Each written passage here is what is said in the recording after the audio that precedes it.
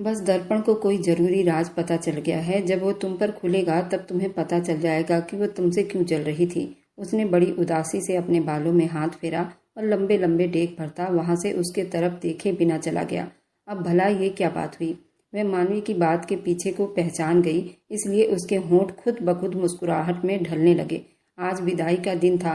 सारे लोग तैयार होकर नीचे हॉल में जमा हो गए, क्योंकि हवेली के बाहर काफ़ी अच्छा कुछ इंतजाम किया गया था। बहुत खूबसूरत सजावट की गई थी। लग ही नहीं रहा था कि हवेली के अंदर ये सजावट की गई है। सजावट देखकर किसी 5 स्टार होटल लगता था। वह डार्क ब्लू कलर के ग्रीन गाउन पहने किसी परी से कम नहीं लग रही थी। बहुत प्यारी लग रही थी। दीदी आप अक्षरा ने उसकी बड़ी तारीफ की तो वह अनन्या ने भी कहा तुम बहुत खूबसूरत हो। मानवी तुम्हें देखकर तो कोई भी अपना दिल हार बैठेगा। दुल्हन बनी दीपाली ने उसकी तारीफ की थी। वह थोड़ी शर्मासी गई थी। मुझे भी यहाँ बहुत मज़ा आ रहा है। मैं समझी थी कि गांव की शादी इतनी दिलचस्प नहीं होती, लेकिन पिछले 1 हफ्ता से अपनी ज़िंदगी में जितना मुस्कुराई हूँ शायद ही कभी इतना हंसी होंगी। तुम सबका बहुत बहुत धन्यवाद। तुम सब लोग बहुत अच्छे हो। मेरा तो दिल ही नहीं कर रहा कि यहाँ से जाऊँ। अगले दिन उसे अपने घर जाना था, इसलिए वह कहने लगी लड़कियों आ जाओ, बारात आ गई है। बारात आने का शोर मचा तो वह सारे उठकर वहाँ से जाने लगी, लेकिन मानवी वहीं पास बैठी रही। मदन नजर नहीं आ रहे। दीपाली ने मानवी से पूछा तो उसने कंधे उचकाए, जबकि सच तो ये थी कि उसकी भी खोजती निगाहें उसे ढूंढ रही थी। इससे पहले कि वह उसे और ज्यादा ढूंढती, सामने उसे अपनी तरफ आता दिखाई दिया। उसने खुद ब खुद अपनी नजरें झुका ली। वह काले कलर की 3 पीस सूट में काफी हैंडसम लग रहा था। भैया मदन ने आगे बढ़कर उसे गले लगाया तो उसने उसका माथा चूम लिया। भगवान तुम्हें हमेशा खुश रखे। बड़े भाई को उसने बहुत प्यार से आशीर्वाद दिए। दीपाली ने उसे बेकाबू होकर छेड़ा। अब आप हमें भी मौका दे देना कि मेरी शादी के बाद आपको भी ऐसी आशीर्वाद दी जाए। उसने मानवी के सामने मदन को कहा तो उसका दिल एकदम से जोर से धड़का और वे अपना दिल पकड़ कर रह गई। हाँ बिल्कुल ऐसा मुमकिन है, अगर कोई दिल से राजी हो जाए तो। मदन ने छुपती नजरों में मानवी की तरफ देखकर कहा तो उसे ठंडे पसीने आने लगे। मैं जरा अक्षरा को देखूं, पता नहीं कहाँ रह गई है।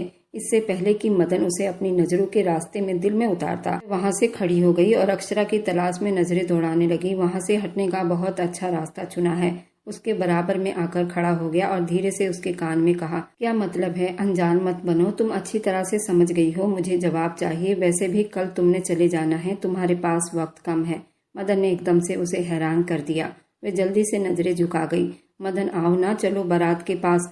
तुम क्यों इतनी बोरिंग हो गए हो? हर चीज से अलग अलग रहने लगे हो। दर्पण ने उसका हाथ पकड़कर उसे खींचते हुए बारात की तरफ जाने का इशारा किया तो वह जाते जाते पलटकर मानवी को देखकर थोड़ा सा मुस्कुराया। अब चलो भी। दर्पण ने उसे खींचकर मानवी की नजर से हटाया तो एकदम से मानवी को ऐसा लगा जैसे यहाँ सब कुछ धुंधला हो गया हो। ये मुझे क्या हो रहा है? मेरा दिल क्यों इतना उदास हो रहा है? मदन पास होते हैं तो ऐसा लगता है जैसे पूरी दुनिया रंगीन हो गई हो, और वे दूर चले जाते हैं तो ऐसा लगता है कि जैसे हर तरफ अंधेरा छा गया है। सब कुछ क्या हो रहा है? क्या ये मोहब्बत तो नहीं? वे वहीं पास रखे कुर्सी पर बैठकर उदासी से सोचने लगी, नहीं, ये मेरी मंजिल नहीं है। मुझे यहाँ नहीं रहना है, तो फिर मैं यहाँ दिल क्यों लगाऊं?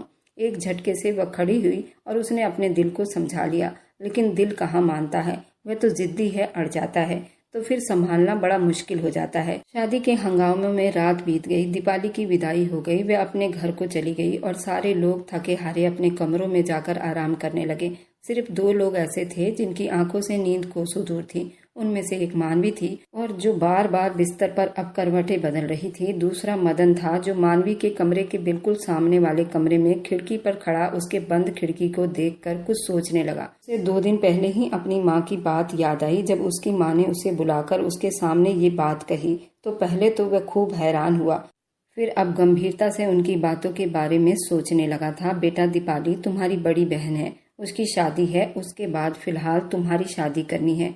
तुम्हारे सामने 2 लड़कियां हैं। एक मानवी है जो तुम्हारी विदेश में रह रही मेरी सहेली की बेटी मानवी, और दूसरी दर्पण है जो पड़ोसन की लड़की है। उसके माता पिता चाहते हैं तुम्हारी शादी दर्पण से हो। अब 2 लड़कियां तुम्हारे सामने हैं, तुम्हें इन दोनों में से किसी एक का चुनाव करना है। अब फैसला तुम्हारा है। दीपाली की शादी के बाद मैं तुमसे जवाब चाहूंगी। तुम्हें जो पसंद हो मुझे बता देना, मैं उसी से तुम्हारा रिश्ता तय कर दूंगी। अगर तुम्हें कोई और भी पसंद है तो भी बता सकते हो, और इस बात को भी फिलहाल खुद तक ही रखना।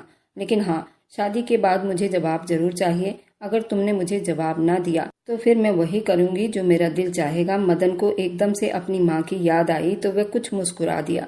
शादी से पहले तो मुझे नहीं पता था मैं कभी किसी से इतनी मोहब्बत कर पाऊंगा, लेकिन अब मुझे ऐसा लगता है कि जैसे उसके बगैर मुझे सांस भी नहीं आ रहा। भला इतने दिनों में ये मुझे क्या हो गया है। खुद से बात करते हुए वहां से खड़ा हो गया। वह चांद को देखकर कह रहा था। उसे लगा कोई उसके बराबर में आकर खड़ा हो गया है। क्या देख रहे हो मदन भाई, तुम्हारा चांद तो सामने मौजूद कमरे में सो रहा है। अब भला कौन से चांद से बात कर रहे हैं। हरी ने एकदम से अपनी एंट्री मारी तो मदन की मुस्कुराहट सिमट गई। क्या मतलब, क्या कहना चाहते हो। अपने सीने पर बाजू लपेटकर उसे घूरा। आप पहले तो इस तरह गुस्से से मुझे घूरना बंद कर दो। मुझे तो लगा था कि आप दीपाली दीदी के विदाई की याद में देर रात तक जाग रहे हैं। बड़ी बहन जो थी विदाई हो गई तो उसकी याद आ रही है, लेकिन यहाँ तो समस्या कुछ और ही नजर आ रही है। वह उसे छेड़ता मुस्कुराते हुए उसने मदन की तरफ देखा तो उसका कान पकड़कर खींचने लगा। खबरदार किसी को कुछ भी कहा तो, वरना मुझसे बुरा कोई नहीं होगा, समझे तुम। ओके मेरा गुस्सेल भाई, लेकिन वैसे क्या हुआ है। हरी ने मासूमियत के रिकॉर्ड तोड़ते हुए उसे देखा तो मदन का माथा टनका था। इस घर में तुमसे ज्यादा बड़ी फिल्म कोई और मौजूद नहीं। देखा, मान लिया ना, फिर मैं एक कॉमेडियन हूं ना। मदन ने एकदम से उसकी नकल उतारी तो वह अपना छोटा सा मुंह लेकर चला गया। फिर उन दोनों के ठहाके एक साथ तेज हुई। अगली सुबह वह जैसे ही नाश्ते की मेज पर पहुंचा तो उसकी नजरें हरी पर पड़ी। क्या हुआ, तुम्हारे चेहरे पर 12 क्यों बज रहे हैं। मदन ने उससे पूछा और फिर सामने की तरफ देखा। उसे मानवी कहीं नजर नहीं आई। वहां अक्षरा और कनक एक साथ बैठी अपनी बातों में बिजी थी। तुझे तो तेरे हॉस्टल वालों ने याद कर लिया है। कहते हैं हरी जल्दी से आ जाओ, तुम्हें वो बहुत याद कर रहे हैं। वैसे आप ज्यादा खुशियां न मनाओ। एक ऐसी खबर सुनाने जा रहा हूँ जिसे सुनकर आपके मुंह पर भी मेरी तरह 12 बज जाएंगे। अच्छा, ऐसी भी क्या बात है। उसने जलेबी का एक टुकड़ा मुंह पर रखते हुए हरी से पूछा तो हरी ने उसके कान के पास जाकर धीरे से वह खबर सुनाई कि मानवी आज सुबह ही 8 बजे अपने घर को चली गई है। ये खबर सुनते मदन को एकदम हिचकी सी लग गई। बस बस, अब इतना ज्यादा मजनू बनने की कोशिश मत करो, यहाँ सबको पता चल जाएगा। लेकिन मदन के तो होश ही उड़कर रह गए थे। अचानक क्यों चली गई। उसने पानी पीने के बाद ही हरी से पूछ लिया। उसके चेहरे पर एकदम से 12 बजे थे। कोई बात नहीं, वापस भी आ जाएंगी, फिक्र किस बात की है। हरी ने लापरवाही से कहकर सारा ध्यान नाश्ते पर मोड़ दिया। बेटा नाश्ता करके जाओ, अभी तो आए हो और अभी जा रहे हो, कमजोर हो जाओगे। बिल्कुल अपनी सेहत का ख्याल नहीं रखते। माँ ने अपने इकलौते सपूत को यूं जाते देखा तो जल्दी से टोका था, लेकिन वह कुर्सी खींचकर खड़ा हो गया था और जाने के लिए कदम बढ़ा दिए। जाने दीजिए माँ, अब जब तक उनके दिल से रोग नहीं हटेगा ये ऐसे ही रहेंगे। तुम चुप करोगे या नहीं। मदन ने आगे बढ़कर उसके कान में कुछ धीरे से कहते एकदम से अपना पाँव उसके पाँव पर मारा तो वो बिलबिला उठा था। अच्छा, आइंदा के लिए मैं अपनी जुबान सी दूंगा, कुछ भी नहीं कहूंगा। हरी ने मुंह बना लिया। मदन बहुत परेशान लग रहे हो, कारोबार में कोई समस्या है क्या। माँ ने उसे परेशान देखा तो जल्दी से उसके पीछे चली आई। नहीं ऐसी कोई बात नहीं, बस थोड़ा सा सर में दर्द है, उसने कहकर अपनी माँ को थोड़ी देर के लिए टालना चाहा। सच में ऐसी कोई बात नहीं है। उन्होंने जाते जाते एक बार फिर से मुड़कर अपने बेटे से पूछा तो उसने बड़ी मुश्किल से मुस्कुराते हुए नामे सिर हिलाया।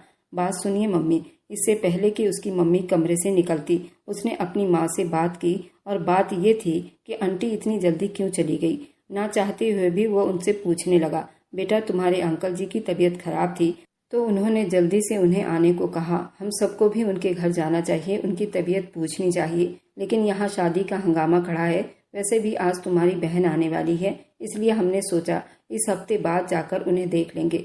माँ ने सारी बात बताई तो उसने एकदम से अपनी माँ से अपने जगदीश अंकल के नंबर ले लिए। आप मुझे नंबर दे दो, मैं उनसे फ़ोन पर ही तबीयत का पूछ लूँगा। उन्हें बहुत बुरा लगेगा कि हम में से कोई उनकी तबीयत तक नहीं पूछ सका। मदन ने एकदम से कहा तो माँ ने उसे अपना मोबाइल दे दिया। हेलो, नंबर मिलाते हुए उसने जैसे ही हेलो कहा तो उसकी धड़कनें एकदम से जैसे रुक सी गई। नमस्ते, सामने से मानवी की आवाज़ सुनाई दी।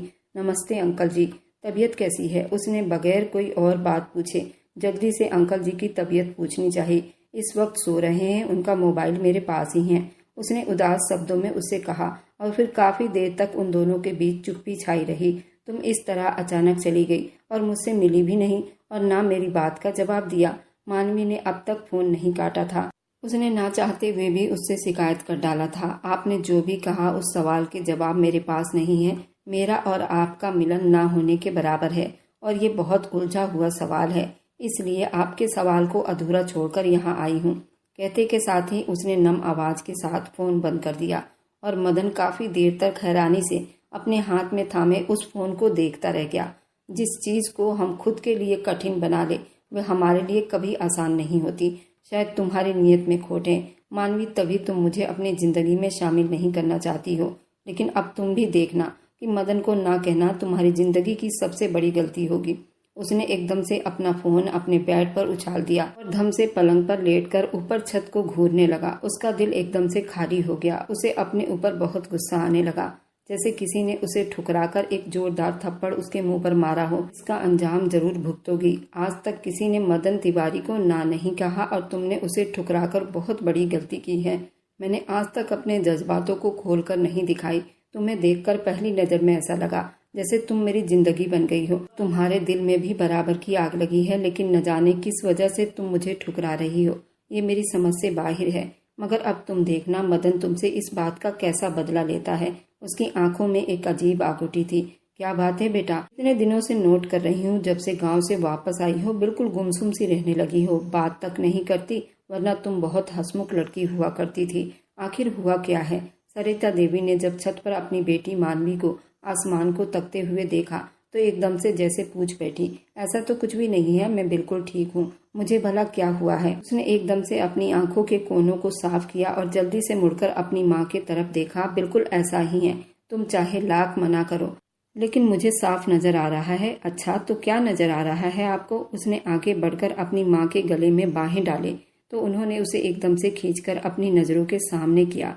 क्या चाहिए? कब से तुम्हें देख रही हूँ। तुम हमेशा गर्म चाय पीती थी, लेकिन अब तुम्हारी चाय बिल्कुल ठंडी हो जाती है, बिल्कुल बर्फ। लेकिन तुम्हें कोई अंदाजा नहीं। क्या हुआ मुझे नहीं बताओगी? उसकी माँ ने बिल्कुल सही अंदाजा लगाया, लेकिन उसे तो बस यूं ही झुठलाना था। ऐसी कोई बात नहीं, आप बस फालतू ही परेशान हो रही हो।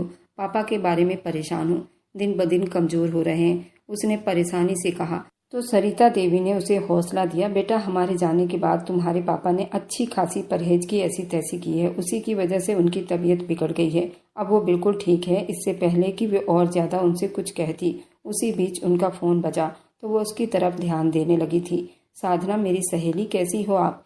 क्या हुआ, आप रो क्यों रही हैं? सब ठीक है ना? एकदम से सरिता देवी ने कहा तो उसके कान भी खड़े हो गए। गांव के हवेली से फोन था। साधना देवी का नाम सुनते ही अपने कान खड़े करती उसने इशारे से अपनी माँ से पूछा तो उन्होंने उसे चुप रहने का इशारा किया। आप बिल्कुल फिक्र ना करें, हम आ रहे हैं, हम बस कल ही सुबह निकलते हैं। अभी तो रात काफी हो रही है, इस वक्त निकलना थोड़ा मुश्किल है, हम सुबह जल्दी पहुंच जाएंगे। फोन बंद करके मानवी की तरफ देखा तो उसने आईब्रो उचकार कर उनसे पूछा, बेटा तुम्हारी नानी आंटी की तबीयत बहुत खराब हो गई है, तुम्हें याद कर रही हैं, तुम्हारे पिता को भी याद कर रही हैं, कह रही हैं गांव में एक बार मिलने आ जाओ। माँ हम अभी 2 हफ्ते पहले ही तो गांव से आए थे और अब फिर से जाना अच्छा नहीं लगता। उसने एकदम से मना कर दिया और मुंह फेर गई। मदन से एक बार फिर से उसका सामना करने के लिए वो बिल्कुल भी तैयार नहीं थी। 2 हफ्ते की छुट्टी के बाद एक बार फिर से दुश्मन जान को देखना किसी दर्द से कम नहीं था। उसकी बोलती आंखें उसे हमेशा परेशान करती थी। अब 2 हफ्ते की चुप्पी के बाद उसे देखना नहीं चाहती थी, वे बिल्कुल भी जाना नहीं चाहती थी। तुम्हारा दिमाग खराब हो गया है? तुम्हारी नानी आंटी ने तुम्हें इतना मान सम्मान दिया, इतनी मोहब्बत दी, वहाँ के हर आदमी ने हमें इतना प्यार दिया। अब जब उन्हें हमारी जरूरत है तो तुम क्यों कह रही हो नहीं जाना? अभी उनकी शादी के हंगामों को सिर्फ 2 हफ्ते हुए हैं और नानी आंटी की तबीयत खराब होना कोई अच्छी बात नहीं। हमें जल्दी से वहाँ जाना चाहिए। मैं कुछ नहीं सुनूंगी, अब तो तुम वहाँ रहकर आई हो, तुम्हें अंदाजा हो गया है। वे लोग बिल्कुल भी जाहिल लोग नहीं हैं और बहुत प्यार करने वाले लोग हैं। तो फिर तुम्हें समस्या किस बात की हुई है?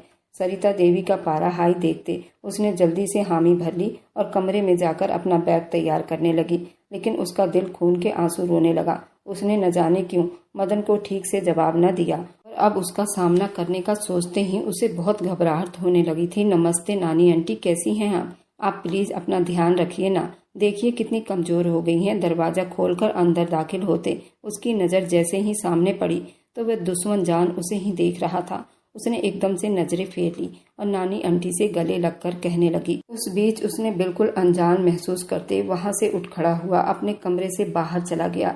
ये बात मानवी ने बुरी तरह महसूस की। मैं बिल्कुल ठीक हूँ बेटा, बस साधना देवी ने तुम लोगों को फालतू में परेशान कर दिया। उन्होंने मोहब्बत से उसका माथा चूमा, उसे आराम करने की सलाह दी तो वह अपने कमरे में चली आई, जो हवेली में उन लोगों के लिए एक खास जगह थी। शाम को वह सोकर उठी थी। उसे पता चला कि हवेली में बिल्कुल सन्नाटा छाया हुआ है। नौकर से पूछा तो पता चला सारे हवेली वाले खेतों की तरफ घूमने गए हैं और दोपहर हो गया। किसी ने मुझसे पूछा ही नहीं। उसने दिल ही दिल में सोचा, अच्छा खेतों में कौन कौन गया है और मुझे किसी ने नहीं जगाया। आप सो रही थी, मदन साहब ने मना कर दिया।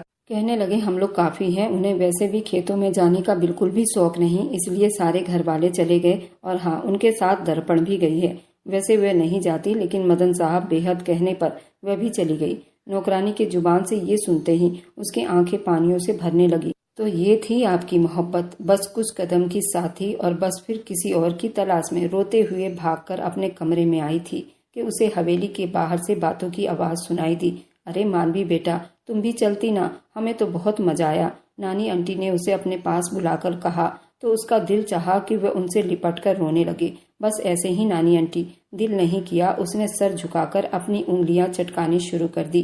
दर्पण, अब तुम्हारे पैरों का दर्द कैसा है? मदन की मोहब्बत भरी आवाज पर उसने सर उठाकर देखा तो उसके तन बदन में आग जल उठी थी। ठीक है, तुमने जो दवाई दी थी उस वक्त खेतों में तो आराम सा आ गया। दर्पण ने मुस्कुराती हुई मानवी पर एक नजर डाली और दूसरी नजर मदन पर डालकर मुस्कुरा दी। वैसे आंटी, आप आई हैं तो एक और काम निपटाती जाना, बल्कि आपको आना ही है। मदन ने दिलचस्पी से मानवी को अपनी नजरों के घेरे में लेते हुए अपनी कमर सोफे पर टिकाते कहा और एक अदा से बालों में हाथ फेरता बोला, क्या मतलब बेटा, कौन सा काम निपटाना बाकी रह गया? सरिता देवी ने बड़ी दिलचस्पी से उससे पूछा। अरे आंटी, बहुत बड़ा सरप्राइज है। दीपाली के देवर की शादी है और हम सभी उस शादी में इनवाइटेड है। कल शाम को आपको भी दावत दे रहे हैं। और कनकियों से मानवी की तरफ देखा, जिसके चेहरे का रंग एकदम से उड़ गया था। मदन की मंगनी है, उसके मुंह से इतना ही निकल पाया था। जी बिल्कुल, कल शाम को वो मेरे नाम लिख दी जाएगी। तुम तो रुकोगी नहीं, तुम आज चली जाओगी। मदन ने उसकी आंखों में झांकते हुए उसे कहा तो उसका मुंह देखने लगी। अरे बेटा, उसे क्या पूछते हो? ये तो मेरी सहेली की लड़की है, वह जरूर आएगी। क्यों नहीं आएगी? मेरे साथ ही आएगी। घर तो हम 3-4 दिन के बाद जाएंगे। तुम्हारी मंगनी बहुत जरूरी है, इससे बढ़कर और ज्यादा कोई खुशी नहीं। तुम्हारे जगदीश अंकल भी आ रहे हैं तुम्हारी मंगनी में। सरिता देवी ने उसे कहा तो वो मुस्कुरा दिया। मानवी भी उसे देखकर रह गई। उसका दिल जोर जोर से धड़कने लगा, आंखें आंसुओं से भरने लगी, लेकिन वो किसी के सामने खुद को कमजोर साबित नहीं करना चाहती थी। इसलिए एक झटके से खड़ी हुई दौड़कर कमरे की तरफ गई, दरवाजा बंद किया, एकदम से पलंग पर बैठकर जोर जोर से रोने लगी। मैं समझी थी तुम्हारी मोहब्बत हर कदम पर मेरे साथ रहेगी, लेकिन तुमने मुझसे इतना बड़ा धोखा किया, मुझसे दिल लगाया और जिंदगी में किसी और को शामिल करने जा रहे हो। मदन, मैं तुम्हें कभी इस बात के लिए माफ नहीं करूंगी। काफी देर तक रोने के बाद भी उसका दिल हल्का नहीं हो रहा था। उसने खुद से बातें की। मानवी बेटा, दरवाजा खोलो, मैं तुम्हारी आंटी हूँ। उसने एकदम से आईने में अपनी आंखें देखी, जो बहुत ज्यादा सूजी हुई दिखाई दे रही थी। क्या हुआ बेटा, तुम्हारी आंखों को क्या हो गया है? उन्होंने उसका चेहरा अपनी तरफ किया तो उसने हंसते हुए बहाना बनाया, आंटी न जाने अचानक से एलर्जी हो गई है मुझे, अक्सर ये हो जाती है, आंखें सूज जाती है। उसने मुस्कुराकर कहा तो आंटी ने सुकून का सांस लिया। बेटा, ये मैं तुम्हारे लिए कपड़े लेकर आई हूँ। ये तुम्हारी साधना आंटी ने सबको बनाकर दिए हैं। उनके इकलौते बेटे की मंगनी है, इसलिए उन्होंने कहा था कि सबको ये कपड़ा तुम दे देना। कल सब एक जैसे कपड़े पहनेंगे। आगे बढ़कर उसे वो कपड़ा थमाती कमरे से निकल गई। उसने एकदम से वो कपड़ा उठाकर पलंग पर फेंक दिया। सारी रात बैठकर करवटें बदलती गई और सुबह जब उसकी आंख खुली तो उसने मदन को दर्पण के साथ गाड़ी में जाते हुए देखा। ये मंजर उसके दिल में छुरा सा लगा और वहीं पूरा दिन अपने कमरे में बैठी रही, दर्पण के साथ हाथों में हाथ डालकर जाते हुए। तुम्हें बिल्कुल भी शर्म नहीं आई? तुमने दिल मेरे साथ लगाया था। तुम एक नंबर के फ्रॉड हो, फ्रॉड इंसान। मैं तुम्हें इस बात के लिए कभी माफ नहीं करूंगी। उसने रोते हुए अपने आंसू साफ किए। उसका दिल बिल्कुल खाली हो चुका था, ऐसे जैसे मुर्दा हो गया हो। अरे बेटा, तुम अभी तक तैयार नहीं हुई हो? सरिता देवी अंदर आई तो उनके साथ 2 लड़कियां और भी थीं। उन्होंने अंदर आकर उसे कहा तो वह चौंक गई। मुझे तैयार होना है? बस कपड़े ही तो बदलने हैं। अरे नहीं, सारी लड़कियों के लिए ब्यूटिशियन बुलाई गई है। सब तैयार हो चुकी हैं, तुम बाकी हो। जल्दी से कपड़े बदल लो ताकि तुम्हें भी तैयार कर दिया जाए। इतने भड़कीले कपड़े नहीं पहनूंगी, मेरी मंगनी थोड़ी है, ये तो दर्पण को पहनना चाहिए। उसने जब ड्रेस निकाल कर देखा तो हैरानी से अपनी माँ से पूछने लगी, दर्पण का ड्रेस भी दूसरा है और बाकी सबका एक जैसा है। अब तुम्हें ये पहनना ही पड़ेगा। उन्होंने एकदम से उसे बाथरूम में धक्का दिया तो वह जल्दी से तैयार होकर बाहर निकली। ब्यूटिशियन अब उसे तैयार करने लगी। जैसे ही उसने आईने में अपने आप को देखा तो उस पल जैसे किसी दुल्हन का चेहरा नजर आया था। वो ब्यूटिशियन पर भड़क उठी, तुमने मेरा मेकअप किस तरह का किया है? क्या मैं दुल्हन हूँ? तभी सरिता देवी अंदर आई, उसकी नजर उतारने लगी और कहा, बेटा एक शब्द भी कुछ मत कहो, जल्दी चलो, देर हो रही है, मुहूर्त निकला जा रहा है, घर के सभी लोग चले गए हैं, बस हम ही बाकी हैं, हमें निकलना चाहिए, तुम बहुत प्यारी लग रही हो, अब जल्दी से नीचे आ जाओ, सब लोग तुम्हारा इंतजार कर रहे हैं। ये कहते के साथ सरिता देवी वहां से चली गई और काफी देर तक वहीं बैठी रही और हिम्मत की कहा, किसी भी कीमत पर मुझे उसे अभी कुछ नहीं बताना, उसे सरप्राइज देना है। मैं उसकी मोहब्बत में अब तक तड़प रही हूँ और उसे किसी और का होते नहीं देख सकती। वह एक घमंड से उठ खड़ी हुई और बाहर की तरफ कदम बढ़ा दिए। अरे वाह, क्यों बैठी हो मानवी, इधर आ जाओ, तुम्हारी जगह इधर है। उसने अपनी साधना आंटी की बात सुनते ही चौंक कर स्टेज की तरफ देखा तो मदन उसे देखकर बेहद मुस्कुरा रहा था। उसने मदन के बराबर में बैठने का कह रहे थे, पर यह तो दर्पण की जगह है, मैं यहाँ कैसे बैठ सकती हूँ। तभी उसे सामने से एक और दूल्हा नजर आया जो शायद दीपाली दीदी का देवर था। उसने एकदम से खड़े होकर मदन से कहा तो वहाँ मौजूद सारे लोग उसे देखकर हंसने लगे। ओके, ये तुम्हारे लिए सरप्राइज था और तुम्हारे साथ हम लोग प्रैंक करना चाहते थे। मानवी भाभी देख नहीं रही, आपका कपड़ा और मदन भाई का कपड़ा एक जैसे ही रंग का है।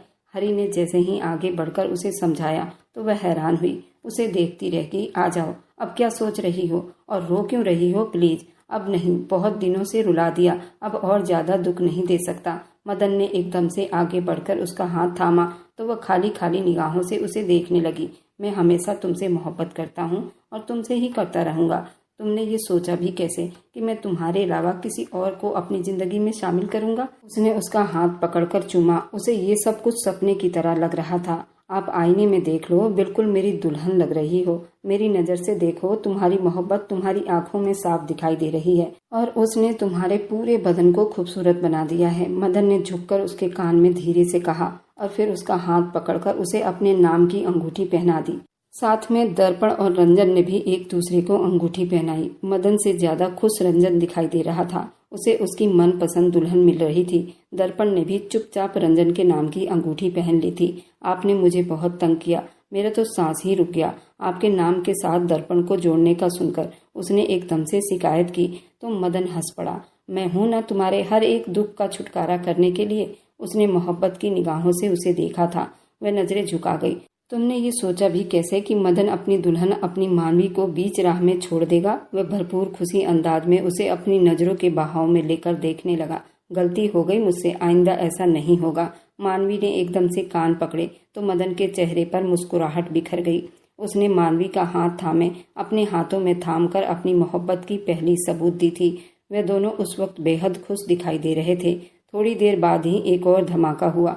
नानी आंटी का कहना था कि अब सगाई तो हो गई, लेकिन शादी भी इसी फंक्शन में हो जानी चाहिए। भी परिवार इसमें शामिल है और जिसके शादी में गए थे दर्पण और रंजन की, उसकी मंडप में मानवी और मदन की शादी हो गई। और सबसे बड़ा धमाका तब हुआ जब दर्पण की दीपाली के देवर से शादी हुई, क्योंकि दीपाली का देवर रंजन उससे बहुत प्यार करता था और उसने अपने बड़े भाई की शादी में ही दर्पण का हाथ मांग लिया था और दर्पण के माता पिता ने झट से स्वीकार कर लिया था। बेशक दर्पण मदन से मोहब्बत करती थी, लेकिन रंजन भी दर्पण के टक्कर का था। दर्पण कभी अपने माँ बाप के खिलाफ नहीं जा सकती थी, इसलिए दर्पण ने रंजन से शादी कर ली। मानवी और मदन का रिश्ता होने दिया, क्योंकि मदन उससे प्यार नहीं करता था और ये बात दर्पण को काफी अच्छे से पता था। एक तरफा मोहब्बत कभी भी फलता नहीं है, इसलिए उसने सही फैसला लिया और मानवी और मदन को एक होते देख खुश हुई। आज मानवी की सुहाग रात थी। वह बहुत घबरा रही थी। मदन उसको स्टेज पर बैठे देख बिखर सा गया था। उसे समझ नहीं आ रही थी, उसकी मोहब्बत उसके सामने थी,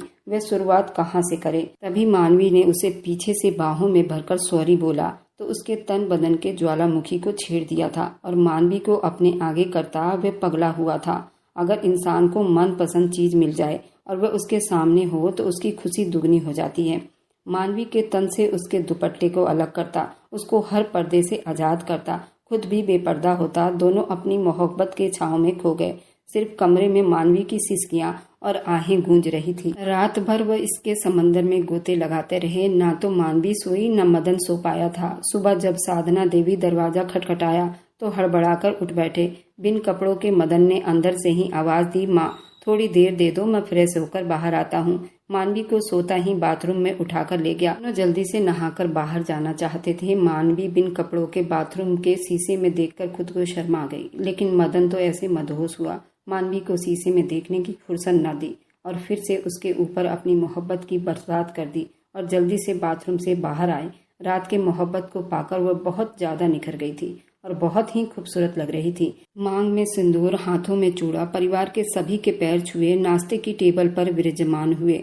सभी हंसी खुशी उन्हें देखकर बहुत खुश हुए। 2 दिन के बाद दर्पण अपने पति के साथ मायके आई तो मानवी ने उसके सुहागरात के बारे में उससे बात की तो वो मुस्कुराहटी और सारी कहानी खोलकर रख दी। उसने कहा कि जब रंजन ने मेरा घूंघट उठाया तो मैं घबरा गई थी, लेकिन रंजन मुझे देखकर पागल हुआ था। न जाने कब से वो मेरे लिए इतनी मोहब्बत लेकर बैठा था। मुझे हंसने और सांस लेने की फुर्सत न दी और सारी रात इसके समंदर में गोते लगाते रहे। उसने मेरा घूंघट उठाते ही मेरे तन से सारे कपड़े एक एक करके अलग करता गया। ब्लाउज को तो उसने 2 हिस्सों में कर दिया था, क्योंकि एन टाइम पर ही ब्लाउज का जिप खराब हो गया था। उसके बाद मुझे देखकर ही पागल होता। उसने आधी रात तक तो बस मुझे चूमता ही रहा। उसका इस तरह का पागलपन देखकर तो मैं खुद पागल सी हो गई। कब मैं उसका साथ देने लगी मुझे खुद पता नहीं चला। बस यूं ही सुबह हो गई। दर्पण, तुम तो मुझसे भी ज्यादा छुपी रुस्तम निकली। प्यार का नाटक किसी और से करती रही और सुहागरात किसी और के साथ। मानवी ने उसे एक आंख दबाकर कहा तो वह भी हंसती। शायद मानवी, मेरा प्यार रंजन ही था। एक तरफा प्यार कभी प्यार नहीं होता, इसलिए मैं पीछे हट गई थी और जो मुझे मिला शायद मदन से भी ज्यादा अच्छा है। दर्पण भी अपना एक आंख दबाती ये सब कह गई। ये थी मानवी और मदन की प्रेम कहानी और दर्पण और रंजन की शादीशुदा जिंदगी की कहानी। और मेरी वीडियो आप लोग जहाँ कहीं से भी देखते हैं, कमेंट में अपने शहर और राज्य का नाम जरूर बताइए। मुझे आप लोगों के कमेंट पढ़ने में बहुत आनंद आता है और उन सभी का मैं बहुत बहुत धन्यवाद करना चाहती हूँ। जो लोग मेरी वीडियो को देखते हैं, लाइक करते हैं और शेयर करते हैं। अगर आपको आज की कहानी पसंद आई है तो वीडियो को जरूर लाइक कीजिएगा और अपने दोस्तों के साथ शेयर भी कीजिएगा। और हाँ, अगर आपने अभी तक हमारे चैनल को सब्सक्राइब नहीं किया है तो जरूर सब्सक्राइब कर लीजिए। मिलते हैं हम अपनी कल की एक और नई दिलचस्प कहानी के साथ। मुझ पर सदा अपना प्यार और स्नेह बनाए रखें। सभी को मेरा प्यार भरा नमस्कार दोस्तों। खुश रहें, स्वस्थ रहें, मस्त रहें।